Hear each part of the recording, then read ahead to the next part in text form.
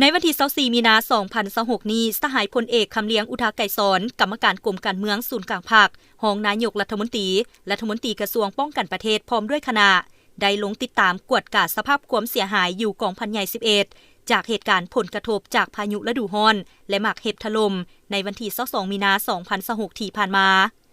สหายพันเอกคำสายมนต์ดวงสิงห์หัวหน้าการเมืองกองพันใหญ่11ได้รายงานความเสียหายเบื้องต้นเกี่ยวกับผลกระทบจากพายุฤดูร้อนและหมากเห็บถล่มให้รัฐมนตรีกระทรวงป้องกันประเทศได้รับทราบเกี่ยวกับความเสียหายอย่างหนักหน่วงเฮ็ดให้สโมสรห้องการเฮือนนอนเฮือนครัวสร้างอาวุธยุทโธปกรณ์เปเพเสียหายรวมทั้งหมด109หลังที่ได้รับความเสียหายโอกาสนี้สหายพลเอกคำเลี้ยงอุทาไกรสอนได้ให้ทิศซี่น้ำเน้นหนักให้กรมก่อสร้างกรมการเงินและกรมที่เกี่ยวข้องประสานสมทบกับคณะภาคณะบรรษากองพันใหญ่11แก้ไขซ่อมแปลงเคหสถานดังกล่าวให้ทันการและว่องไว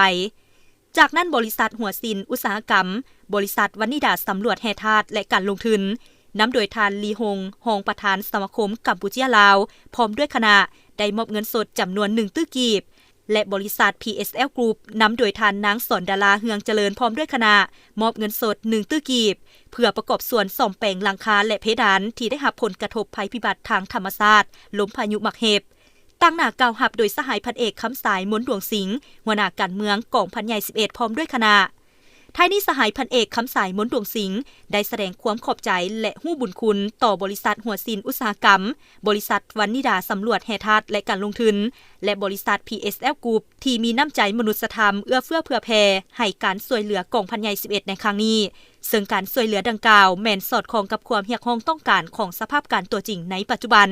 ประกอบส่วนเข้าในการแก้ไขผลกระทบและการช่วยเหลือบรรเทาทุกข์ความเป็นห่วงเป็นใยให้กำลังใจซึ่งกันและกันในเวลาที่พบกับความยุ่งยาก